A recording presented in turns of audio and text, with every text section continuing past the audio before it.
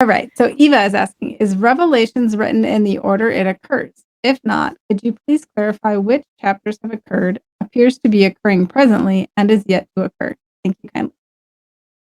Great. Excellent question, Ava. And yes, this is something that so many people struggle with. You have the people who are called historicists that say, oh, Revelation's all in the past.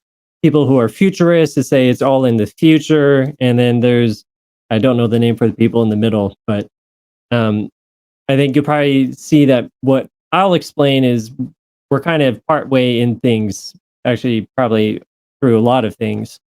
And I have made a chart to show you, to take you step by step. Now, I don't know, Mr. Producer, do you want to put that up or should I? I'll go ahead. Just go ahead. Let's see. Oh, we upload slide. That's screen share. Oh, they changed how this works. We've got all sorts of fun things going on tonight. Good thing I have the folder open. I'll be right there in a moment. Let me close PowerPoint. Yeah, there's another comment from Darius that you'll want to check out and response. Like, interesting. Darius, I got you covered, brother. I'll be right there. I see a slide up. I don't know if that's through me or no, probably through our producer. Great.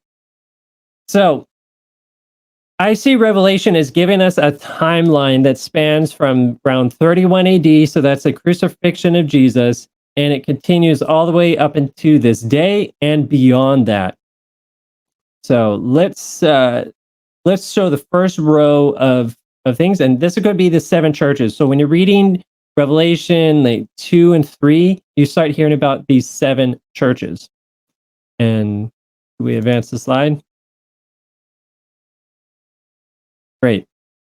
So these 7 churches are well, the first one is Ephesus. Good thing I know that one by memory because on my screen it's blocked.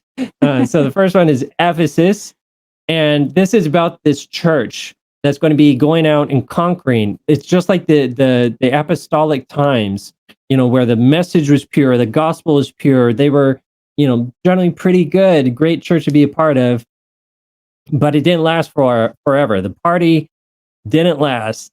And then we ended up with persecution of that church. And this is the church of Smyrna. And that sort of spanned roughly 64 AD to 313 AD. And again, the Bible doesn't necessarily go with like, there's a fixed date for these things. Sometimes there is, but these dates could be a little bit flexible. I don't think God necessarily cares, but think of these as general periods of time. Then we have the Pergamum church. This is going to be a church. Well, so back to Smyrna, the church is being persecuted. There's martyrs left and right. You have like Nero and then his successor that just making things terrible. Dominion. Oh, I can't think of his name. So they're making life miserable for Christians, trying to stamp it out. But we hear that the blood of Christians is seed. And so they kept making it, they kept surviving and growing.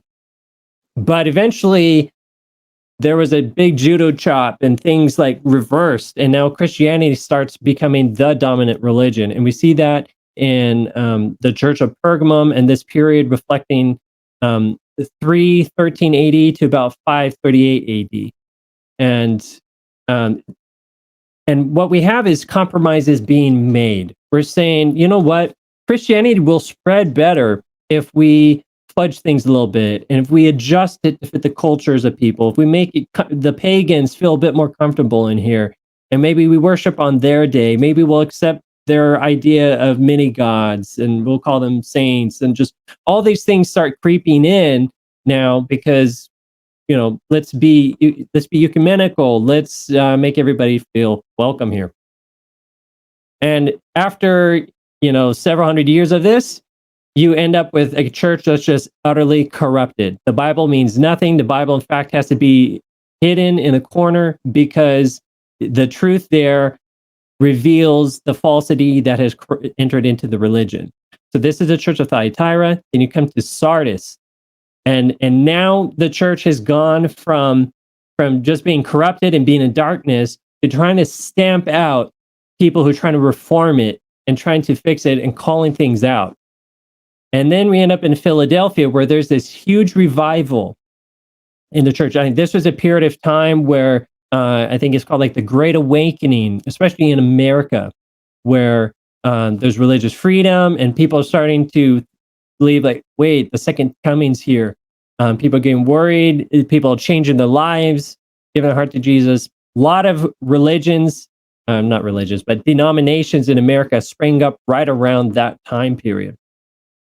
And then over the past 150 years since then, right, Christianity has really been cratering. You know, people like, oh, I'm Christian, but I'm not really religious, right? And or people have like a very outward form of godliness. We often talk about this here on Bibleask, but they're not really living the love and the passion that Christ wants us to have.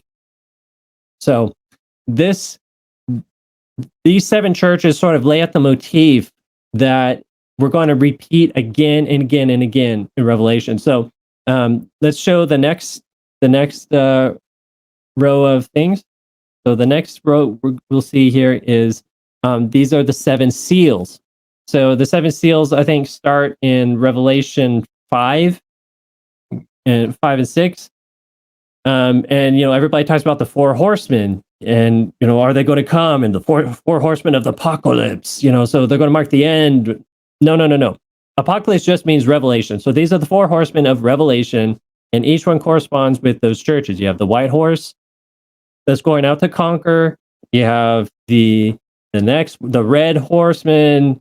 The blood is on him. Then you have the black horseman, and then you end up with the dead horseman, right? And death is and Hades right behind him. So it's just is 100% consistent with those 4 churches and those periods of time that we just discussed.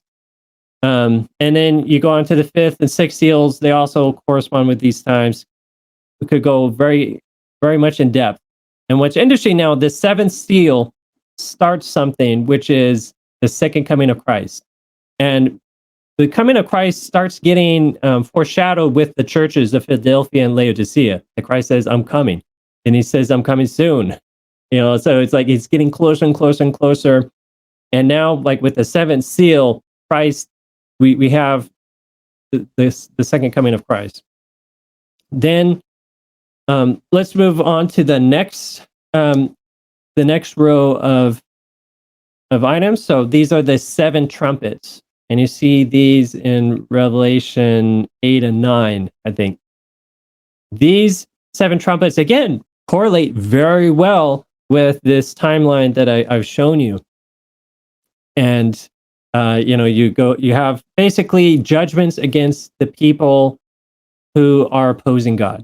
So we start off with the Jews, made things very difficult for the Christians. They started persecuting the Christians. And then you have destruction in Jerusalem and the diaspora there. The Jews are like spread out and have to go all over they no longer have Judea, their hometown.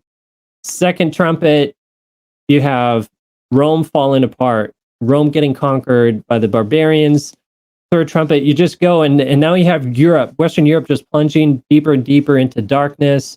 And by the time we get to the 5th and 6th trumpets, a lot of people aren't really sure what to say what it is. I mean, it could be many things. So a lot of people say like the 5th trumpet is Islam, but also it could be militant Christianity, like you see with the Crusades and things of that nature.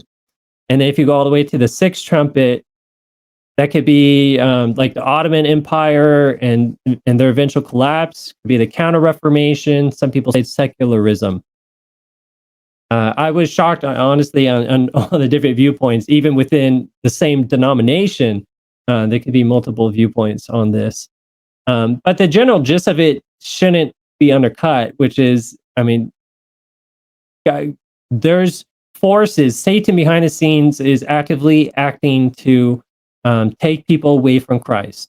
And it's sort of like Star Wars, where whether you have the clone army or the robot army, it's still the evil emperor behind both of them. He doesn't care which one wins. It's sort of the same thing with Satan going on here. And he's just behind the scenes, really trying to plunge the world into darkness, take us away from God, take us away from the Bible.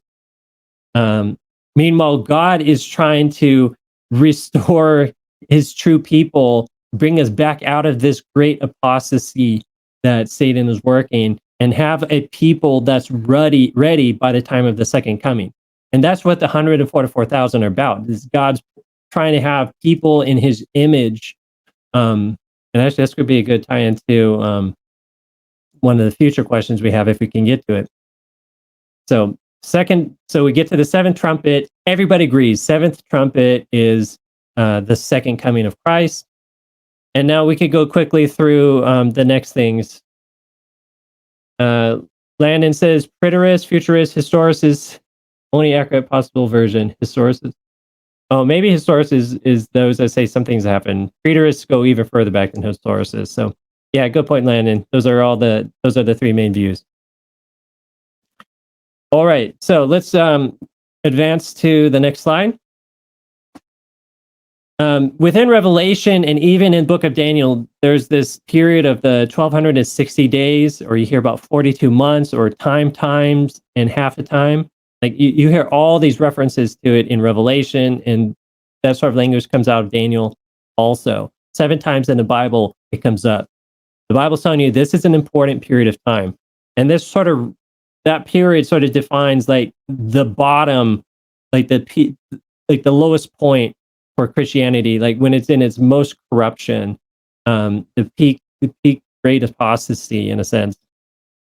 And so like during that time, the Bible is suppressed. During that time, God's people are persecuted. During that time, just in general, the world is in darkness. So this is a very important time period. And so if you understand that goes from 538 AD to 1798. I don't have time to explain why. I'm giving you the blueprint, and you can start matching things over. Next slide. All right. So probably a lot of people worried about the tribulation, mark of the beast, and all those things. So that hasn't happened yet. I think we all agree, but that's coming in the future very soon. And then the next thing shortly after that will come the last plagues of Revelation 16. And then the judgment of Babylon, that's Revelation 17 and 18. So you now start seeing that these later, once you get to Revelation 16, it's really far in advance. Even parts of Revelation 13, 14 are in the future. And then we end with we close out the Bible talking about the millennium.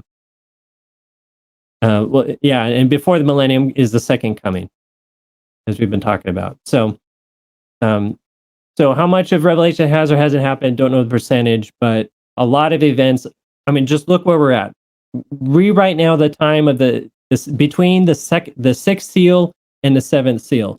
We're at the time between the sixth trumpet and the seventh trumpet. We're just before the second coming. There's not really much to happen besides the tribulation, mark of the beast, and then the things that will happen to spiritual Babylon, and then the second coming.